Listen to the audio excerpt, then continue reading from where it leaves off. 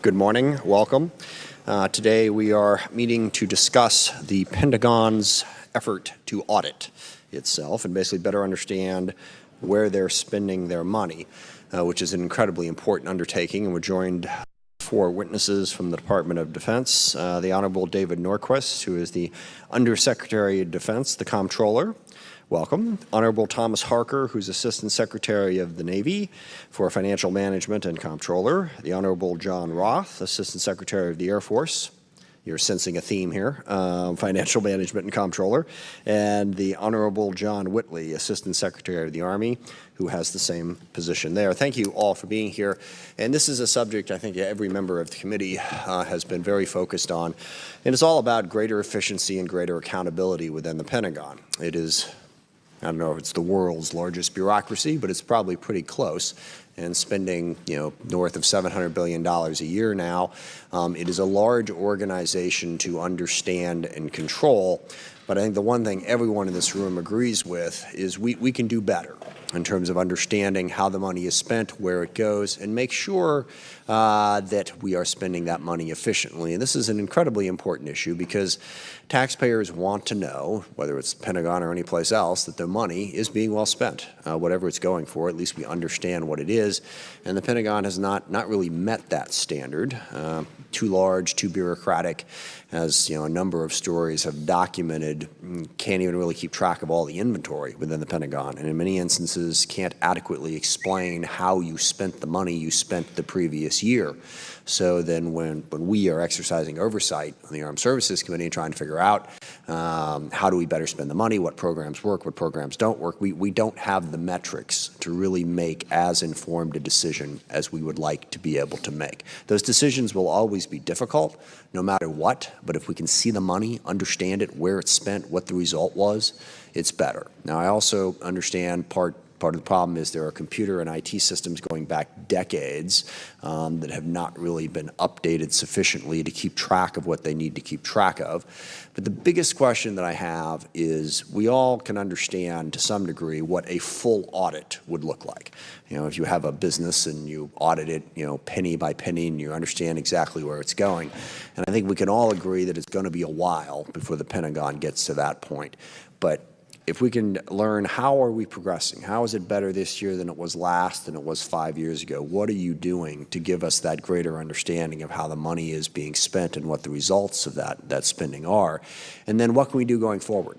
What's the next steps as we move towards that point where we have the full understandable audit? What are the sort of steps along the way that we can get to a better place on? Those are the questions I'm most interested in. Thank you all for being here. I have an interview to do at 10:40, so I'm going to duck out briefly at that point. But I'll be back, and Mr. Brown will take over the chair in that time frame. And with that, I turn it over to the ranking member, Mr. Thornberry. Thank you, Mr. Chairman, and I want to start by congratulating you, Mr. Norquist, as well as the team at the Pentagon and the people at the Pentagon for the past several years who have worked incredibly hard to get us to the point where the entire Department of Defense could be subject to an audit. It turns out that it was in 1990 that Congress passed the law that required all government departments to be audited. And from 2002 to the current day, there has been some provision in the NDAA to drive us closer to actually having the audit take place. One of the notable provisions was in the fiscal year 2014 NDAA, we required that the full scope audit be performed beginning in fiscal year 2018. A lot of people were skeptical about whether it could occur, and it did occur. So I think the first thing to say is congratulations, and I particularly want to point out the persistent knowledgeable engagement of our colleague, Mr. Conaway, who from the time that he joined this committee has been on this issue based on his expertise and his understanding of what it can help achieve, and has not let up. But he also kept us from changing the goalposts, because there's always, I say every year from 2002, there was some provision about the audit, but there was also a temptation to keep moving the goalpost and keep changing what we asked y'all to do. He kept us with some discipline, focused on it, and now it has begun. And it is just the beginning, as I'm sure y'all will talk about. I find there's misunderstandings about what an audit can and cannot do. As I understand it, y'all can correct me if you need to, but a clean audit does not guarantee that you don't waste money. A clean audit does not guarantee that you can defend the country with the technologies and the weapons and the people that you need to. But as the chairman mentioned, a clean audit can help us make better decisions by understanding better how much and on what we are using our resources. Finally, I just note that for the fiscal year 2018 audit, about half of the issues that arose were related to cyber and IT. Another 500 or so were related to financial reporting. So I do think we on this committee and in Congress need to pay attention to make sure that we don't take actions that make it more difficult to achieve someday a clean finding of the audit. For example, slowing down movement to the cloud may be one of those things that make it harder to have data that is compatible, and that's where a lot of these issues have arisen. So I think this is a good start. It's something that we've been pushing toward for a long time. Y'all deserve congratulations, but obviously now you know where the problems or the issues are, and together we need to go fix those. Thank you. Mr. Norquist. Chairman Smith, Ranking Member Thornberry, distinguished members of the committee, I appreciate the opportunity to testify before you today on the financial statement audit, a key priority for the Department of Defense. I am joined by the service financial managers who are prepared to answer your questions on their respective service audits. I'd like to start by thanking you for your unwavering support for the Department of Defense, as well as your support for and interest in the audit. Until last year, DoD was the only large federal agency not under full financial statement audit. Together, we have changed that. Now, audits are not new to the Department of Defense. Numerous audits covering program performance and contract costs are completed each year by the Government Accountability Office, the Defense Contract Audit Agency, the Department of Defense Office of the Inspector General, and the service audit agencies. But financial statement audits are different. They are comprehensive, they occur annually, and they cover more than financial management. For example, they include verifying the count, location, and condition of our military equipment, real property, and inventory. It tests security vulnerabilities in our business systems and validating accuracy of personnel records and actions, such as promotions and separations.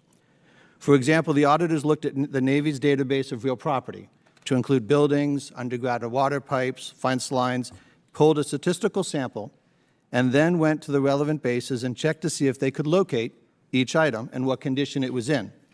They also looked around the base for other property that ought to have been in the property system and wasn't. The audit was extensive. With $2.7 trillion in assets and $2.6 trillion in liabilities, it involved approximately 1,200 auditors reviewing hundreds of thousands of items over the course of 900 site visits to 600 different locations. So what was the result? 6 organizations received unmodified audit opinions, which is the highest rating.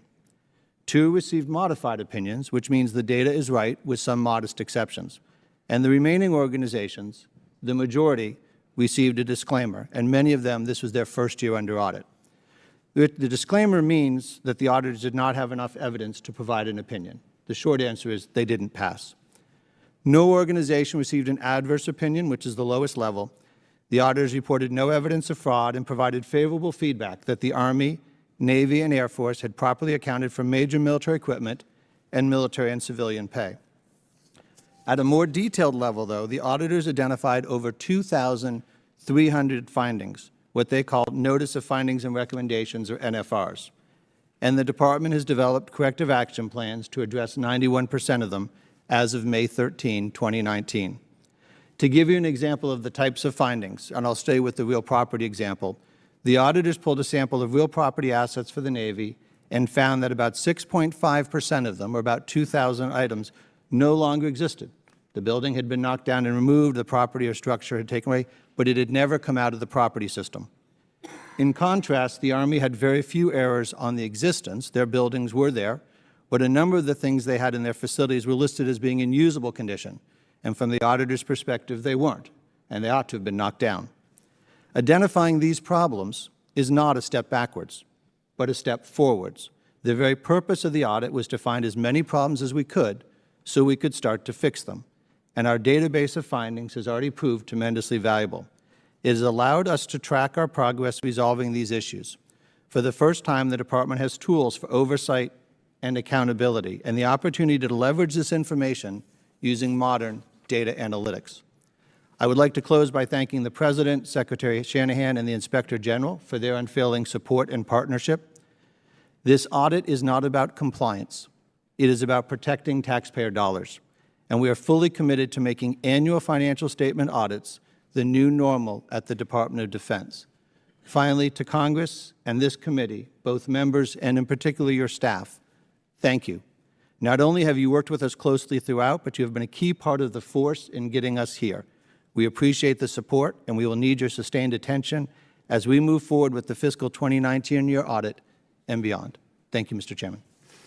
Thank you very much. I understand the other witnesses are here to answer questions, but do not have opening statements.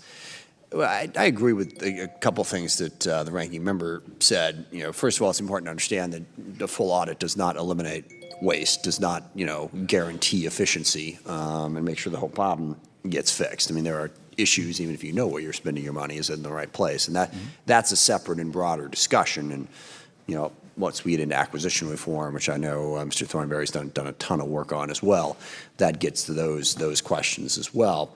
And also, there has been an effort made to get a better understanding of it. So, but within the audit world, if we had a full audit, if we continue forward on the path that we're on and get to a better place, what is the real advantage of that? Can you tell us how potentially does it save you money? Does it give you the ability to spend money better? How does having a greater understanding of what your assets and liabilities are, where the money goes and where it's coming from, what are the 2 or 3 things you'd say, hey, this is going to enable us to do this better, more efficiently? Sure, Mr. Chairman. I think there are 3 things that stand out.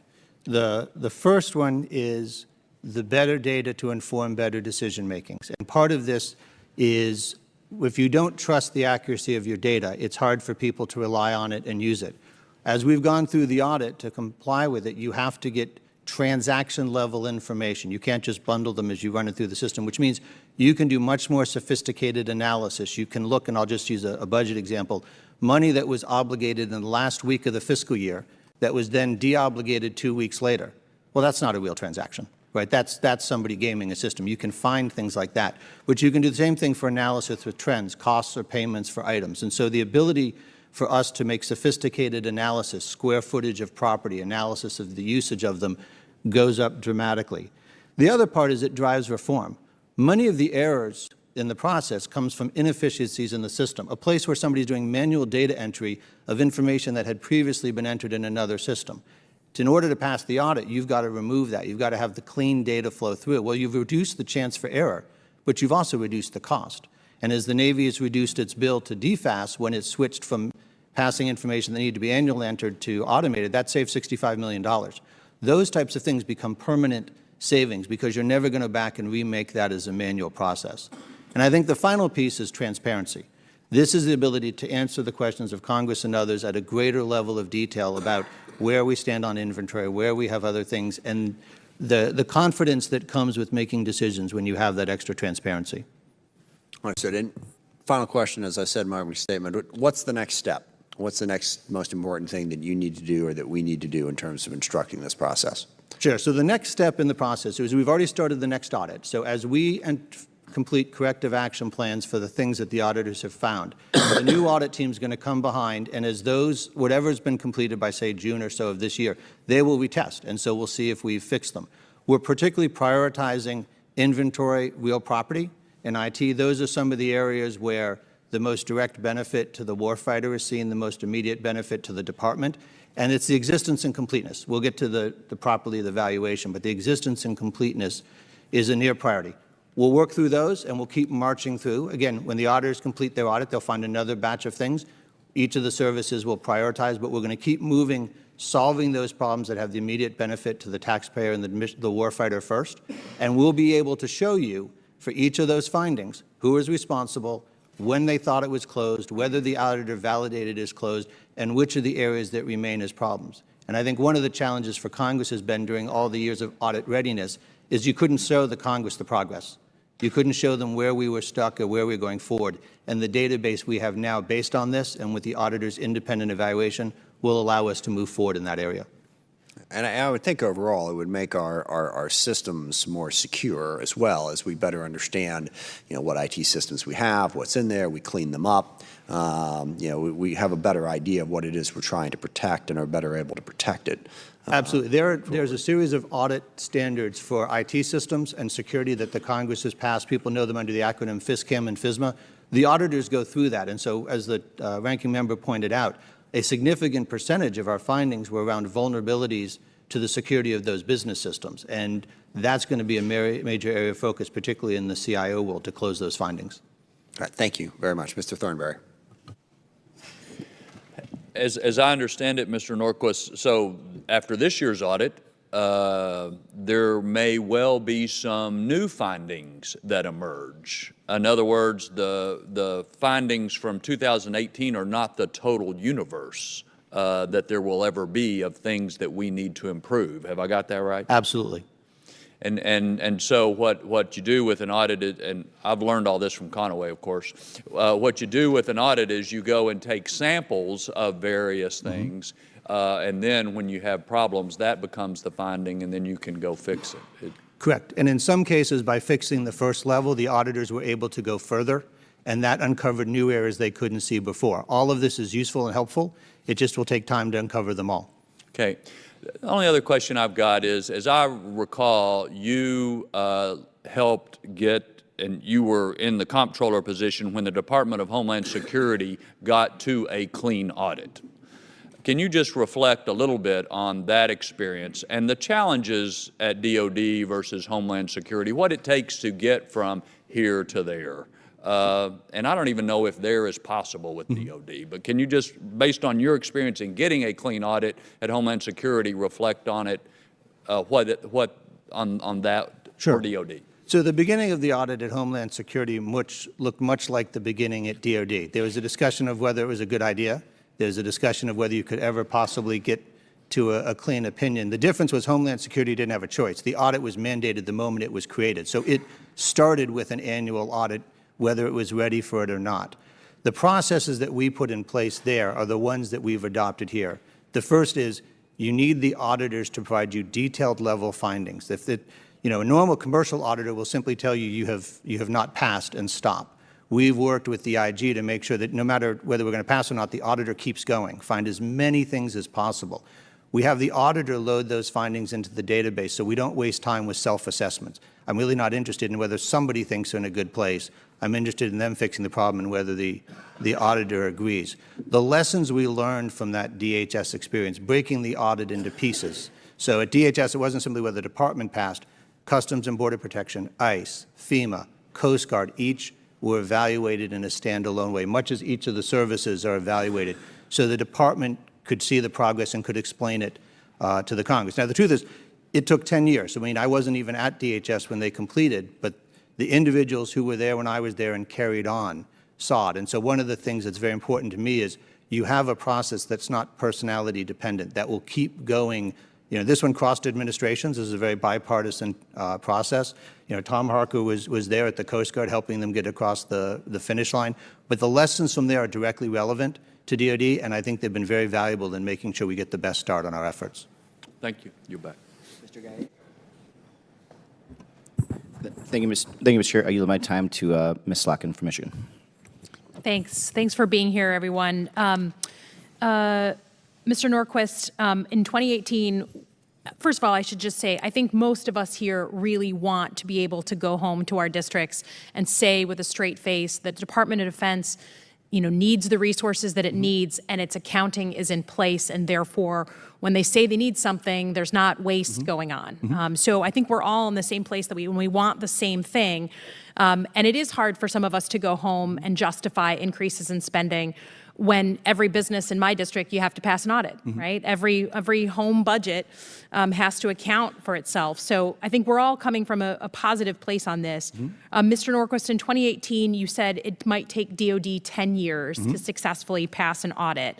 I know we've had the 6 organizations that have passed based on us being kind of a year ahead now. What's your anticipated timeline for the record in completing a true, complete audit?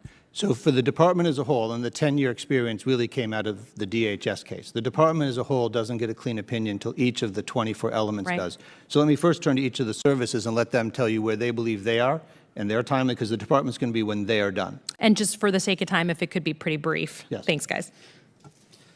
The Army, we have put forward dates. Secretary Esper testified here that our goal is FY21 for a modified opinion on the Army Working Capital Fund, and FY22 for a modified opinion on the General Fund. It's a very uncertain science, so Sure. we caveat those dates with the fact that these are goals. Great. Good morning. For the Navy, we're looking at a 5 to 7 year window for getting to a clean opinion across all of our financial statements. A lot of that's dependent on system improvements we're making, and then also changes in standardization of business processes so that we can have everybody doing things the same way, and then decrease a lot of the manual transactions that are occurring. The Air Force is actually in a very similar place as the Navy, and we have some experience, for example, through our intelligence programs. The National Reconnaissance Office actually has a clean opinion. It took them 9 years for them to get to their clean opinion as well. So we would say also we would give a range of 4 to 5, 6 years at the optimistic side to get there as well. Okay, and can you give me a sense, Mr. Norquist, of the sense of savings that was borne out just by the sort of first round of audit? Give me a couple of highlights that I can explain to people back home. Sure. So the first one I'd highlight is when you looked at inventory, and I'll use a Navy example, and if anyone wants to dive deeper, Tom can talk to it. They looked at inventory, and they found places where there was inventory that had been purchased but not put in their property system, which means those trying to fill orders couldn't see it. And they found $73 million worth of inventory that was reusable, put back into their system, became available to the warfighter. Another example, Hill Air Force Base. The auditors don't just look at the existence, but there were missile motors that, I think I have it right, it's about 71 missile motors worth $53 million. In the database, they said they were unserviceable, couldn't use the motors. Auditors went out, checked the motors. They actually were in working condition. So you can get those back in the system. That's another $53 million that we didn't have to order. And so this is why the accuracy and the integrity of the inventory system is so important, the completeness of it and the accuracy of it. It saves you money in making sure you have access. It also supports the warfighter that he's not waiting for a part that he actually could have access to. Mm-hmm. And I know we're all focused oftentimes on the needs of the warfighter in terms of hardware, but clearly it seems to me business management systems is a place where we could do some improving. Can you tell me your strategy for acquiring better business management tools the way everyone at home has to do? So the area we're looking for with business management systems is we need to make sure that the data in it meets the standards. We have, for example, counting as SFIS, a standard to how the coding should be structured. So when it passes from one system to the other, it stays all the way through. Some systems don't use all the data and they're set up to truncate it. Well, then you've lost the data as it flows through. So buying those systems in a way, and I think one of the provisions in the NDAA from last year requires us to have CPAs and others look at those systems, confirm that they will meet the standards. The nice thing about the audit is those systems get tested along the way so we can see whether or not they're meeting the standards, not simply waiting to the end and going, oh, it doesn't meet our requirements. Great. And then last question. I think obviously the training of personnel dealing with this kind of skill set. What are you going to do differently to make sure we're properly training people at the department to do this kind of financial oversight? So You'll have to answer that one fairly quickly. I'm sorry. Okay. I should have pointed this out. We try to wrap up. Yep, I got it. We have a pretty robust program and certification process for our financial management community, and OPM is often recognized as one of the best practices. So we are very serious about the quality and the seriousness of the training. And there's a lot of professional certifications that go with this. Thank you. Mr. Turner. Thank you, Mr. Chairman.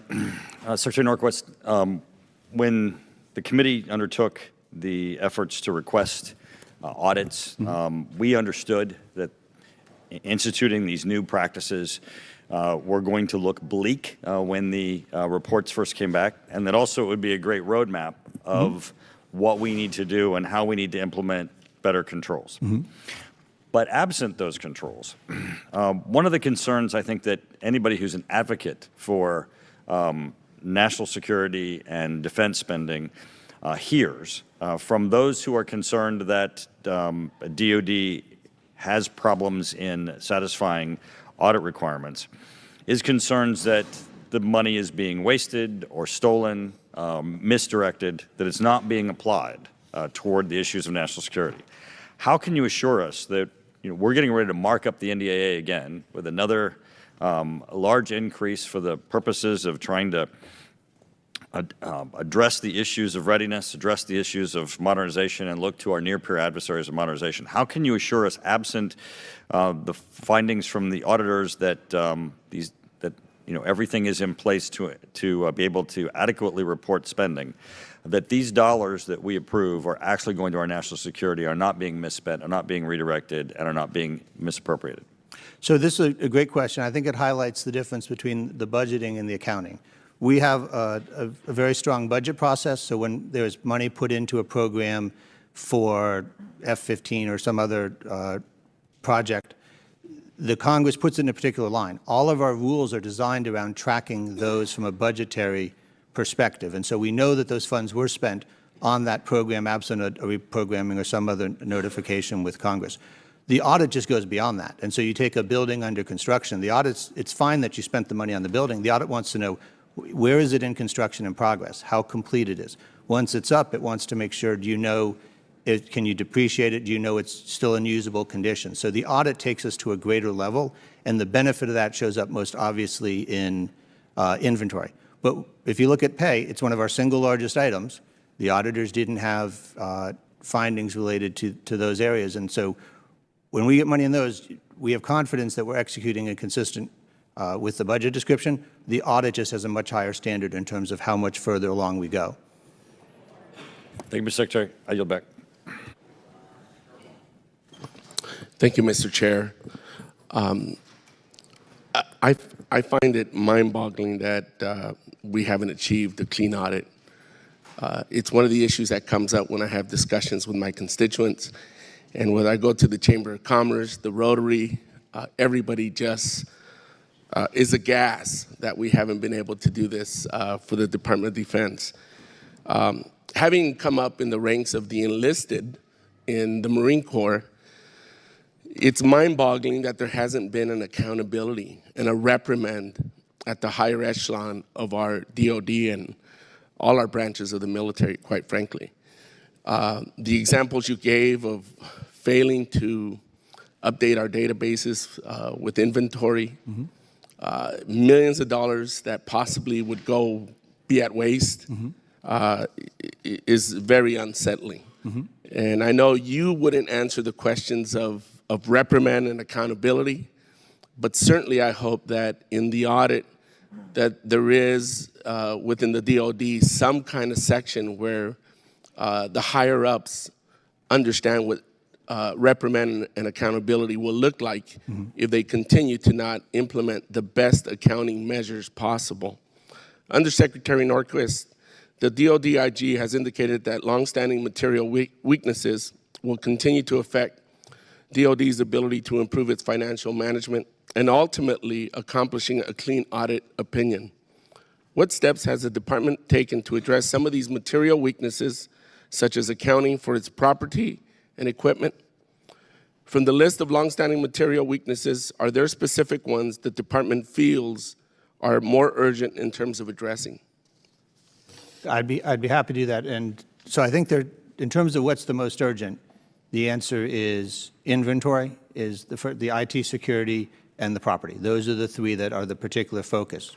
We'll move across all of them, but those are the first three. I think if I may have one of the services, if Tom, do you want to give an example of the steps you're taking on inventory?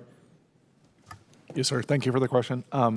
We've made a lot of progress around inventory where we've gone base to base, trying to do a full, complete inventory this last year. We did a inventory of the vast majority of our bases. We've identified areas where there's material that's not recorded in the accountable property system of record, and we're taking steps to get that inventory into our record. In Jacksonville, we found $280 million worth of items that had been purchased, were not in our system of record, and there now are. We found 81 million of those have gone back into the system of record, and they're now being used to fulfill requisitions.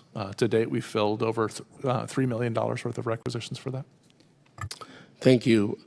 One of the areas GAO continues to see as areas of improvement is DoD's focus on centralizing its monitoring and reporting process by utilizing the database to include financial management related findings and recommendations, and corrective action plans to essentially track progress. Secretary Norquist, is the department facing any specific challenges in terms of utilizing and populating the database more? So this was a tremendous help. One of the lessons we took from DHS, which is we set up an NFR tracking database. We worked with the IG. The IG was very helpful. They modified the contracts to require the auditors themselves to enter the findings. So when we show you a report of the findings, it's not our view, it's the auditor's view. The system that was set up was sufficiently well done that although it was not mandated, each of the services came along and said, it's easier for me to use your system to track progress, and they started loading all of their corrective action plans. So now you've got a single system that says, here's the auditor-identified problem, here's the service's corrective action plan with who is accountable, here's when it's supposed to be complete. And so I think what the GAO and others were highlighting is they're very fond of that process, they think that works well, and they've encouraged us to use that. Thank you. Mr. Chair, I yield back. Thank you, Mr. Chairman. I yield my time to Mr. Conaway. Well, thank you, Mr. Rogers, and I also appreciate the kind comments of the ranking member to start. I know it's painful for him to do that, but I certainly appreciate the comments. On the property, plant, and equipment focus, one benefit would be if at some point in time in the future we'll need to evaluate whether or not we've got excess capacity and all the bases around. We typically call it a BRAC, those kind of things. To start that, the base document would be those records that you're going through right now, so that it's, the decision makers we're looking at records that had buildings that didn't exist or had buildings that did exist but weren't on there. The decision would be less, it wouldn't be as good as if those records are there. So the importance of having these records is really important as you go about making your decisions. Mr. Norquist, this time next year, we'll have, hopefully, the chairman will have another hearing like this where we'll ask you to perhaps bring in the report card or the NFR work that's moving from 18 to 19 and forward, and we'll be able to see that progress and help us understand that. In the meantime, though, it'd be helpful for the team to know markers of success. You've talked a couple of anecdotal pieces where one-off money has been found to help with the system, those kind of things. One would be the reduction in audit effort from year to year as you got better, as your systems got better, as the accountants were able to rely on the systems to shrink the size of their databases. Can any of the three of you who've maybe experienced something like that share with us where 1 year it took us this many audit hours and man hours, the next year our systems were better and the auditors were able to shrink their sample size? Can you give us any kind of an anecdote like that shows real progress on sustaining an audit year into year? I think that, Congressman, the best example is the Army Corps of Engineers. I'll let John Whitley talk to it, but the Corps of Engineers has a clean opinion, but they've gone through this process from beginning to end. So, John? Yes, sir. The Corps of Engineers did see significant changes as they got into the modified and then a clean opinion. So they've got a clean opinion for about 11 years. Over that period of time, they went from about 150 auditors down to 35. Sample sizes, we've talked already about going in and taking samples. Those sample sizes declined from about 14,000 down to about 2,000. And the cost of the audit, the cost for the auditors cut in half from about $10 million to $5 million during that period. So hopefully this time next year, you'll see additional progress. You can help the committee understand that's real progress. Because while a clean audit for the whole thing is it's part of a longer journey, year in and year out, you're going to have to provide us with audited financial statements and those kind of things. Part of the problems early on were the variety of legacy systems that you were trying to cope with, where you were converting from manual to electronic and everything else. Any sense on how many legacy systems are still being maintained and that you still rely on? I know you're trying to get away from them, but could you give us a sense on the reduction in those legacy systems? So we have about 294 significant business systems, which are the largest set, not all of them under DoD's control. I'll use one example, and the services can probably just talk to their accounting systems. Defense agents, we used to have 7 different systems supporting 22 different defense agencies. Those have all come down to one system called DAI, and that's a huge improvement for us. And I don't know if maybe the Air Force wants to talk about their efforts on system consolidation. Very similar. I'll use as an example, okay, as we're actually pretty pleased with where we are with munitions inventory. We're at actually 100% and all. We were able to sunset 10 systems in going to a new, modernized, more up-to-date system. So that's just an example of the kind of trend that we're looking for in terms of trying to sunset as many systems as possible. Ultimately, for example, we have an accounting system which we call DEAMS, which is Defense Enterprise and Accounting Management System. Ultimately, we hope to sunset a number of older systems and as we move to DEAMS and it becomes... So, Mr. Ross, tell us why getting rid of those systems is important going forward, because someone has to remember how those systems were coded and maintain them and all those kind of things. Well, that all goes away. Help us understand them. As has been noted before, part of our problem are the aging systems and the nature of the aging systems, and they take a lot of care and feeding. But the other problem is, as data moves from one of these systems to the other, is an opportunity for error at each one of those stages, okay? And so that is one of our fundamental weaknesses right now, one of our Achilles heels, is that a lot of our data moves from one kind of, like an HR system to the financial system, from the logistics system to the acquisition system, those kinds of things. The fewer interfaces you have, the fewer opportunities for error, and therefore fewer opportunities for audit findings. All right, well, I appreciate that. I would like to tell the committee that even in companies that have clean opinions, from time to time, the auditors will find things they would posit to management that could be improved going forward. So even if we had a clean opinion across the entire system, it would not be unexpected going forward that we would have new improvements to be made in that regard. This is hard work. You've got a lot of folks that put a lot of time and effort into it. I appreciate that effort. We're all frustrated. You're frustrated that we're not already there. But just to assure my colleagues, as Max said, I've been shepherding this for a while. It's not for lack of effort. It's not for lack of management from the top, tone from the top, that this is not getting done. So it is hard. So you're back. Thank you very much. As the chairman said, he will be returning in a few minutes, and I'll go ahead and yield to myself for 5 minutes or less. So according to the summary from the Department of Defense Inspector General, orders found significant control deficiencies regarding IT systems, and you've mentioned that. You've discussed some of that here today.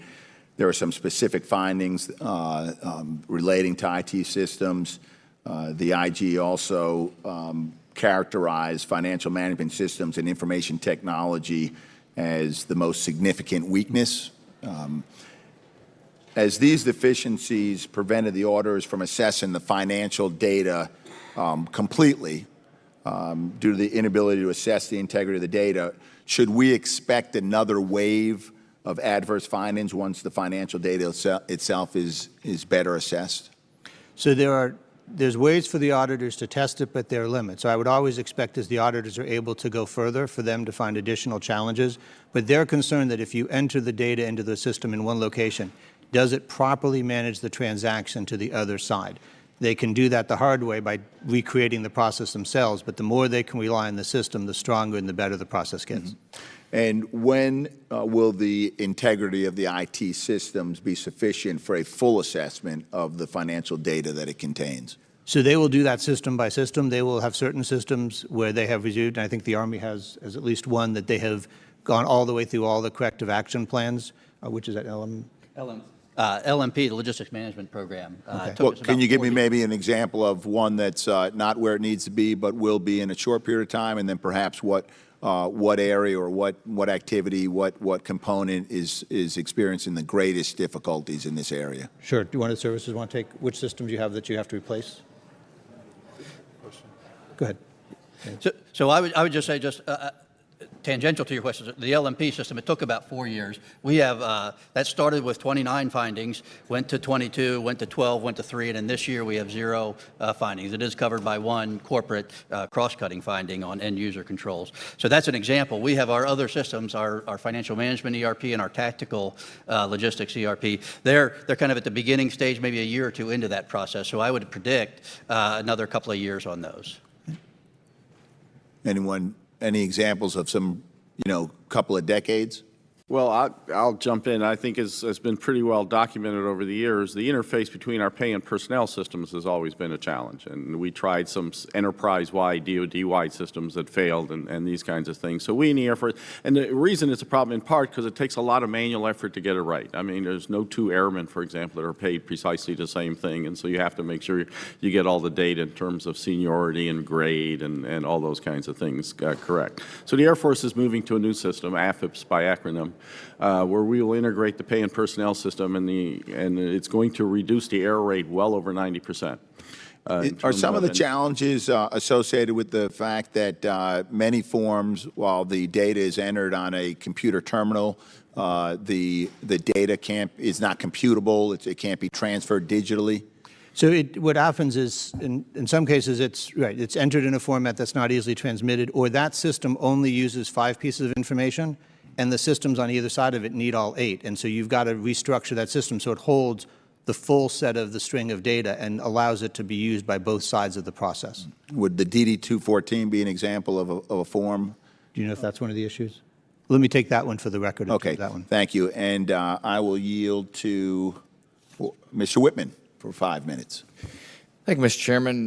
Gentlemen, thanks so much for joining us today. Thank you for your continual effort in the realm of auditing. It is not headline grabbing, but I think it is fundamental to how we manage the massive amount of resources that we send to the Pentagon. Mr. Norquist, I wanted to get you to elaborate a little bit more. You've talked about some of the challenges within the current DoD system. Mm-hmm. And we understand that there are a lot of different ways in which the service branches either transact business, mm-hmm. account for expenditures.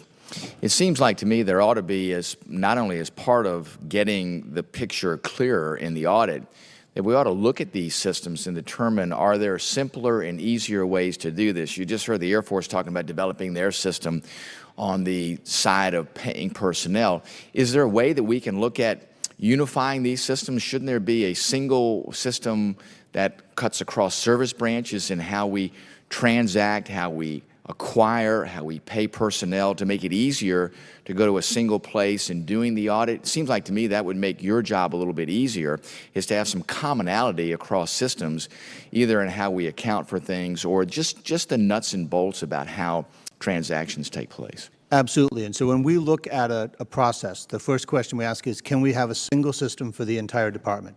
If you can, that makes everything easier, and there are places where we do. You then drop down and say, in some cases, the process is sufficiently complicated, and we've seen the challenges when you try and get all 3 services onto a system where they each have slightly different processes. It makes it very hard for the program manager to ever deliver a working system. Mm-hmm. In some of those cases, your question is, can I get them all to agree on receiving and transmitting data in the same format? Mm-hmm. In which case, then I may not mind that they're different systems, as long as they will talk to everything else the way they're supposed to. And so you work your way through that. Some of them, the question is, do I replace it? Do I retire it? In a few cases, it may be simple enough just to modify the system, and it'll be sufficient. To what extent can you push the different service branches with sometimes the inertia that exists there to say, this is the way we do it, we can't do it another way because of particular reasons? Do you look at that critically and say, well, these are legitimate reasons why you have a unique way of doing it, or these are not legitimate reasons, there should be a way that you can do it in common with the other service branches? Because I think in some instances, being able to push the envelope, push the service branches essentially past their point of comfort to say, this is the way we've always done it, and we can't do it another way. Do you think about that? Do you push the issue to really make them critically think about how they're doing and the process by which they're doing it? We do, and that's usually one of the core of the conversations, which is it really an unusual process that you have to do? And the answer is, if it is, why? Is it your policy? Maybe we just change the process. I mean, one of the things you always have to be careful about is automating your existing process, not revising your process to take advantage of automation. And so in some cases, we go back and we work with the service and say, that's not the best way to do it. One of the other services has a better way. You need to come over this direction. Mm-hmm. And those are the types of challenges. They're often very difficult. You're really down into the technical aspects, mm-hmm. but it's an essential change if you can get it right. Sure. Let me ask you of your expectations about where we are today, mm-hmm. and the path that has been charted by DOD, and where DOD will be in 5 years and 10 years related to the audit. How much clearer will the audit be? How will systems change? And what can we expect in that 5-year and then 10-year window as far as transparency and clarity and the result of each subsequent audit through that period of time? So I think as you look out, say, 5 years, you will either have organizations with modified or clean opinions, or they will have a particular challenge remaining. And we saw this at DHS. They would get down to they have fixed everything except. And then all of a sudden, instead of having a discussion about financial management, the audit in general, having a very detailed, a specific discussion about a particular challenge in that organization. That's a very strong place to be. But between 5 and 10, not only do we want to see folks getting to a clean opinion, we want to be able to take advantage of the data. So part of what we're trying to do in parallel with this is, now that we're having ever more accurate data and we have the universal transactions and other things, how do we use that to drive decision making? The Congressman mentioned earlier the BRAC and real property. Well, if you don't believe your square footage, you're going to have a real hard time having a conversation about whether you need more buildings or less. So you want to have more accurate data so you can be clear about that. And making use of that data is the real transformative effect that we're looking for. Very good. Thank you, Mr. Norquist. Mr. Chairman, I yield back. Thank you. Mr. Langevin? Thank you, Mr. Chairman. I want to welcome our witnesses here today and thank you for your testimony. Let me begin with this question. As the chair of the Intelligence and Emerging Threats and Capabilities Subcommittee, I'm increasingly concerned with the lack of clarity on the costs, expenditures associated with cyber operations. Mm-hmm. For example, this committee needs to have a sense of how cybercom is used, its appropriated money to date, and how it is not duplicative of what the military services are funding for organic capabilities and for cybercom. So can you tell me how can the audit create greater transparency on operational and other costs for DoD cyber operations? So the value of the audit is the ability to break down the transactions to the lowest level, the transaction level. The issue with cyber is going to be making clear to people the boundaries of the definition. So some people by cyber refer to almost anything that uses IT, which becomes very broad. But being able to be particular about what we mean, and then either through the budgeting process set up categories so Congress sees those numbers in its report. Right now, for a lot of those are sort of ad hoc data calls. We can use the audit findings to produce more accuracy in those, but you're still working off what's the definition and how do we capture it. But the level of accuracy in the data and the ability to sort on certain key information will help be able to give you a better answer. And so where are we in establishing those definitions and giving that clarity? So I know there's a set we used this year in terms of reporting the dollar amount for cyber. I'd have to sit down with you and go over that definition and see if it's meeting your requirements. Okay. But that was something that I know we did as part of the program build this year and was part of our reporting to Congress. Okay, I'd welcome that if we can work on that together. Then thank you. Next question: there's been a push for innovation of the audit to increase audit readiness. Mm-hmm. How is the department leveraging AI, machine learning, and process robotics to enhance accountability? So there's some very helpful tools in keeping the cost of the audit down and improving the accuracy using bots. I think the Army is the most forward on that, so maybe, John, you can talk to the use of bots. Yes, we've rolled out robotic process automation to look at some of the things we talked about when the systems don't talk to each other well. The long-run solution is to merge those systems into a single system. That takes time. In the meantime, we're using robotic process automation to clean up those unmatched transactions and those other discrepancies. We're at the very early stages of exploring the other things you mentioned, AI and everything else. So I think there are going to be a lot of applications. We're not using any of those at the current moment specifically for audit, but we're in the middle right now of figuring out how to and where to do that. Okay. and this is for all of our witnesses. So do those of us on the committee certainly understand that the warfighter is and should be focused on the mission. However, we also understand that the more effectively the Department's resources are managed, the more effective our military operations will be, and we're going to get more bang for the buck, obviously. So the financial management community cannot achieve a clean audit alone. Our warfighters who are responsible for equipment and inventory on a day-to-day basis must be engaged as well. So how is the Department driving buy-in beyond the FM community out of the services and down to the operational level? That's a good question. Let me give an overview and then each of them give their examples. One of the things I had been uncomfortable and was expecting was as the auditors started to pull their samples, we might get pushback on the field from the level of effort involved. But when it came to the types of findings with inventory, things that were easily understood by the commanders in the field as to their value, instead what we noticed was an enthusiasm for this. And what the auditors found is a number of places where there was strong leadership, there's very high accountability rates. So at Kadena and Osan Air Base, 14,000 munitions, $2.2 billion. Auditors came back, said 100% perfect. But let me tell each service talk in terms of how they're engaging the military in the field. Okay. If you can also include how you're using metrics for accountability. Absolutely, metrics. Good. Yep. Yeah, well, we measure the accuracy of the samples that are taken. So we know, so for example, if an auditor goes into a location, to an arsenal or a depot, does a real property or general equipment sample, we count, they might have a sample size of 150. If they find 5 exceptions, we know exactly what that percentage is, and we're tracking that over time. And we've made it very clear to our commands and our organizations that we expect those percentages to be marching up and to get into the 99, the 100% range within a couple of years, which is where we need to be for the audit opinion. Tom. And perhaps we can take the other examples for the record. Record? Okay. Yeah. Thank you. Mr. Banks. Thank you, Mr. Chairman. The audit found a number of outdated IT systems. Some of them were decades old that cost the department millions of dollars to maintain. Cyber and IT are 2 critical aspects of the national defense strategy, as all of you know. I'm concerned that these 2 aspects of the audit have the most notice of finding and recommendations, or NFRs, representing 1,084 out of the 2,348 total. I've had many service members tell me about the poor quality of personnel-related systems. Service members often need to use several interfaces or repeat actions on different platforms. This problem is especially prevalent in the reserves, as I experienced firsthand. Mr. Norquist, can you summarize the audit findings regarding the functionality of department IT systems?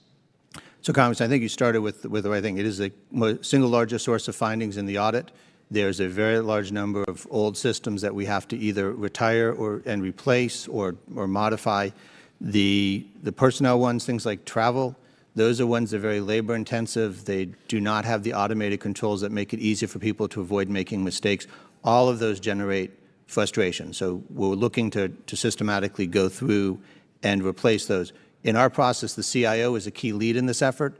And so when we talk about meetings, it's not really the FM who's chairing them. They're one of the key players. But we have one that's acquisition with the head of acquisition who co-chairs it. We have one where the CIO co-chairs it. And the point to them is as the FM community, we're happy to be involved, but this is really an IT security issue, an IT issue, and the audit's identifying it, but it's not FM in nature. It's quality of service to the field with the accuracy of the data.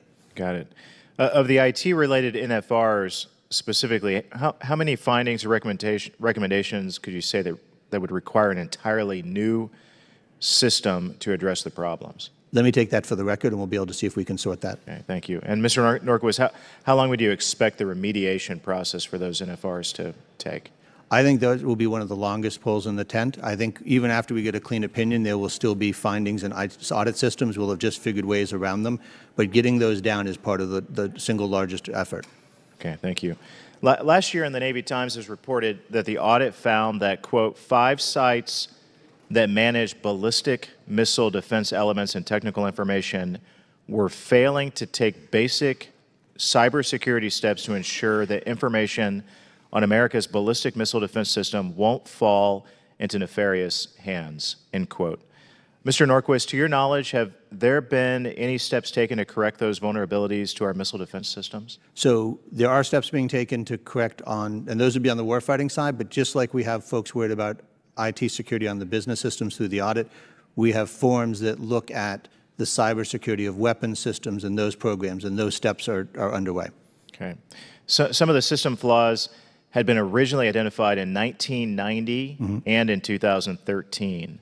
I can't find any evidence that those at that point were ever addressed or fixed after those findings many years ago. What is the DoD Inspector General's timeline to reinvestigate? I don't know about the Inspector General's timeline. There is congressional language that directs us for a series of weapon systems, particularly the ballistic missile defense ones, to look at cybersecurity, have the services develop assessments of the risk and the corrective action plans. That needs to go faster. The risk there is very serious. I believe the ballistic missiles was one of the first to start going through it, but we need to do better in that area because of the sheer risk and vulnerability that cyber creates. Got it. Thanks. In your summary of audit findings, 464 findings from the FY18 audit related to IT security. Are you aware of any of these, if any of these are critical weaknesses in systems necessary to maintain the safety of our service members and the security of our nation? So most of the ones in the audit are business systems, but even then, there is a consequence of business systems. They're either privacy data, people's personnel records, an individual potentially being able, that could be ASCII if you're not secure, spare parts, making sure the integrity of the spare parts information to support the warfighter. So even though they're business systems, it's the business of supporting the military, and therefore there are consequences. Appreciate it very much. Thank you. I yield back. Thank you. Mr. Cisneros? Thank you, Mr. Chairman. Thank you, gentlemen, for being here. Mr. Norquist, I'm concerned with self-audits and sharing best practices. So rather than waiting for the next audit to come about, how are we encouraging the services and the various commands about implementing processes to find those repair parts that may be sitting on a shelf that nobody knows about? How are they implementing these processes so we can find them before the next audit comes? So we have, for each of the areas, whether it's inventory or IT security or financial, we have forums where all the services are there and give updates and share best practices. Did you want to mention one particular, John? I can just give you a couple of concrete examples, sir. I mean, we were just at one of our arsenals and depots that one of the things we care about is equipment and the inventory of the equipment and the condition of the equipment. One of the things that typically happens is a piece of equipment is purchased and used for a particular job. That job gets finished, that piece of equipment gets set aside, and we lose track of it. That becomes an audit problem because we lose track of its condition. But that also becomes an operational problem because now I have an expensive piece of equipment that might be needed somewhere else in that plant. So what that organization did was they created a system that now ties to the inventory of the general equipment that reports when it's idle at every day. And that allows everybody else in the organization to recognize that and then to go in and if they have a need for that equipment, to use that equipment. It's helping our audit records keep the condition of the equipment and the status of the equipment up to date, but it's also helping the plant. So we took that and we have now broadcast that across all of our arsenals and depots, and that's going to be a practice that they'll all start adopting. Now, are we performing, are the various commands, are they performing self-audits? Are they going and doing spot checks of repair parts and making sure that these parts are there and that they're actually working and that we can use these repair parts? Right. So each of the services does an audit of their inventory. You know, part of this is the auditors come through and in the long term, what they will switch to is checking your controls. They will check the way you did your own audit if they have confidence. At the beginning of an audit, they don't even assume confidence. They go and they replicate the tests themselves. But each of these organizations does a process of inventory. Some do site by site, some do 10% a month, others do a whole sweep at a particular time. But yes, they do. And what are we doing to share best practices across the services? So if the Army has a good idea, like you just said, how are we sharing that with the Navy and the Air Force to make sure this is something that they can implement? So we have a number of forums where we do that. We have the regular meetings where we do this. We also have training events where we have people who've had success, whether it's from another service, from another agency, come and speak. Did you want to give an example, Tom? Thank you, sir. One of the areas where the Navy's made a lot of progress this year is dealing with real property accountability. So we took findings we got from the auditor, and we implemented a plan to do a full and complete inventory of our real property over a 6-month period. We finished that in March of this year, and the auditors have gone out in April and started doing their testing, and so far they've identified less than 0.5% error rate, which is well within the audit standards. We've shared what we've done with the Army and the Air Force so that they can look at incorporating that into their real property testing. I just add, sir. Oh, go ahead. The three of us meet weekly, and then our audit leads underneath us, they meet weekly as well. I mean, there's a lot of communication across the service. All right. And what steps are being taken to ensure that military services, particularly senior uniform personnel, are considering the findings of the audit and integrating them into corrective steps? It's actually in their performance evaluations. Well, let Tom, do you want to dive in?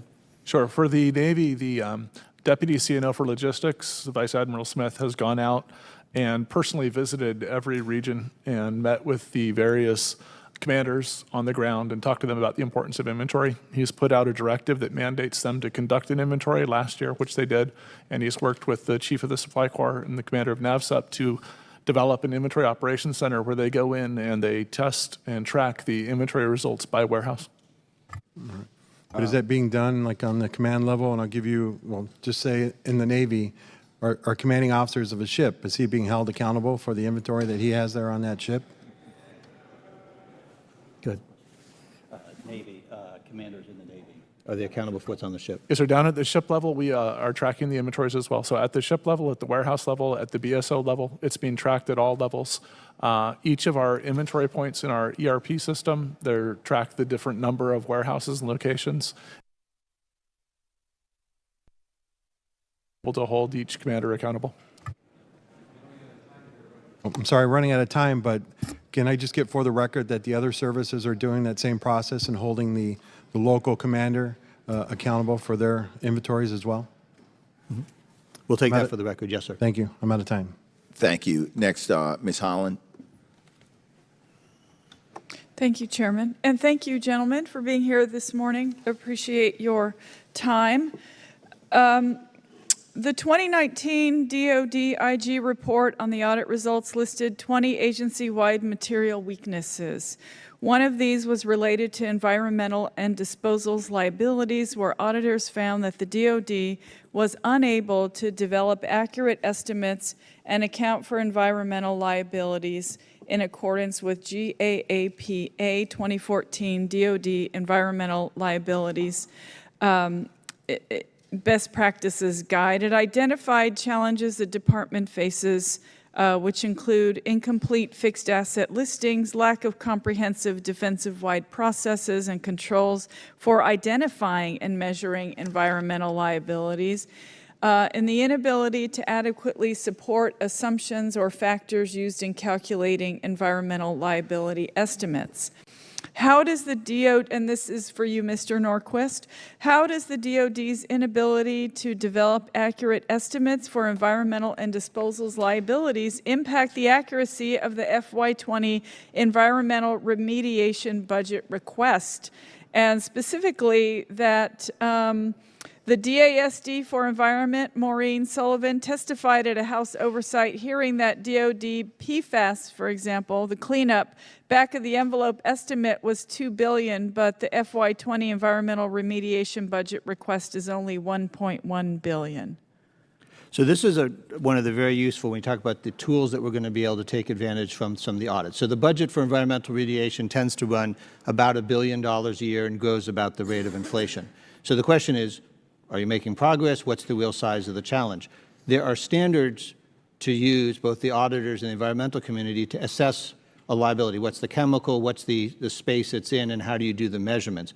Part of the value for the audit for our community and your use and mine is the accuracy of those environmental assessments. Are they in compliance?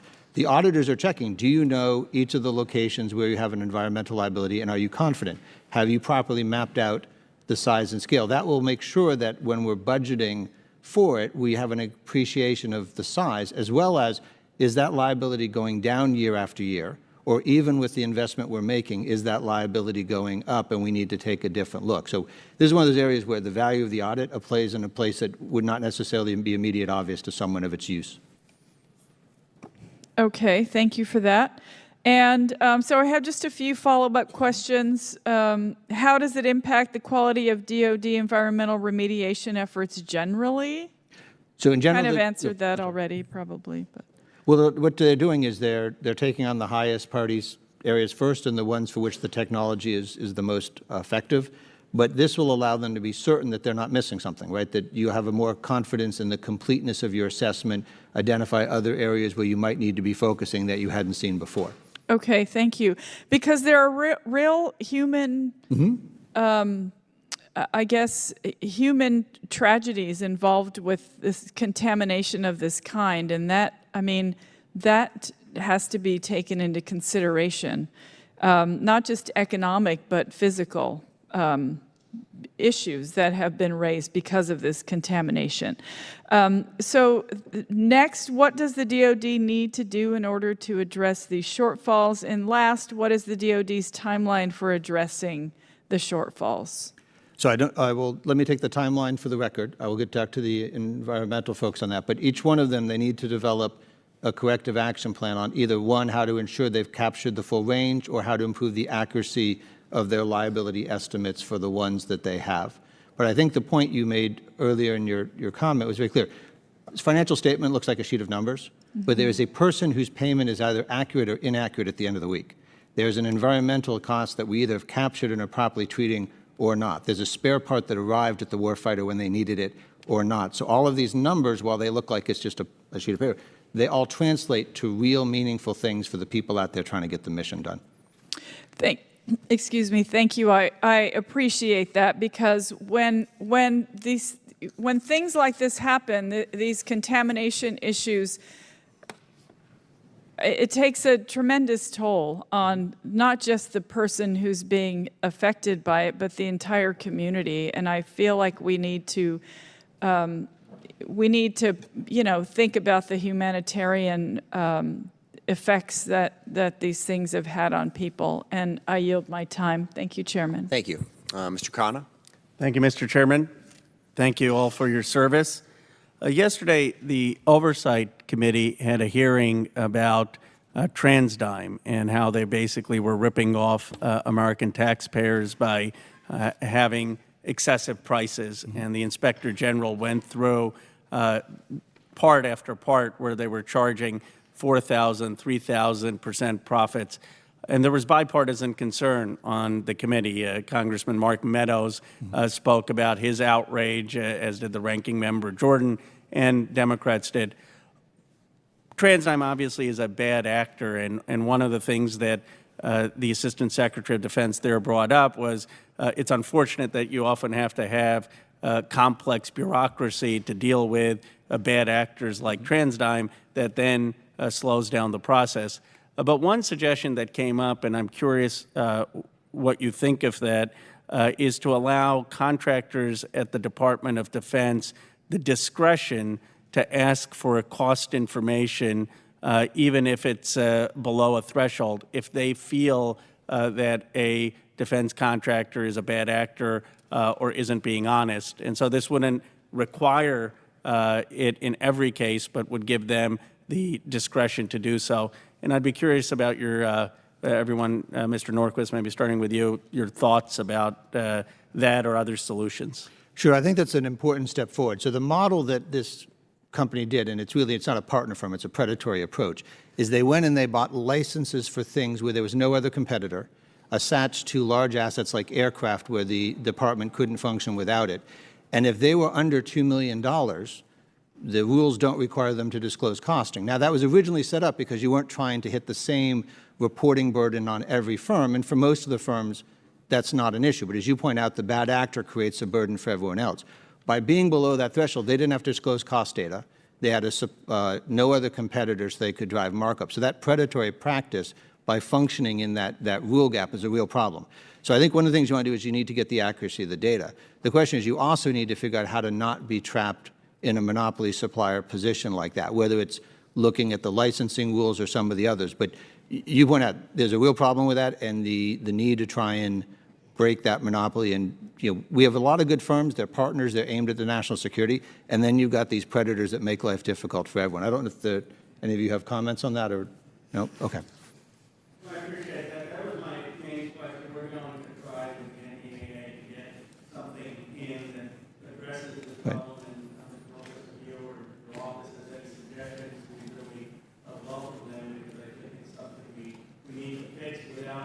putting a burden on most of the good actors. Absolutely. Happy to work with the committee. Thank you. I just want to echo that point. I mean, that's hopefully one of the things, once you understand better what the inventory is, what you have, what's coming in, we can do a better job of policing this sort of thing, because the amount of money that the Pentagon spends is just an open invitation to people to try to gouge, particularly if they don't think you're keeping very careful track of what they're charging and what they're doing. So the better system we have, the better we're going to be able to address this. And I want to work with Mr. Khanna as we try to figure out what we could do to change the law to help address this issue. Mac, you got anything for it? Okay. Well, thank you very much. It's very helpful, and this is going to be an ongoing process, obviously, but I think we are making progress and look forward to working with you to continue to do so. With that, we are adjourned.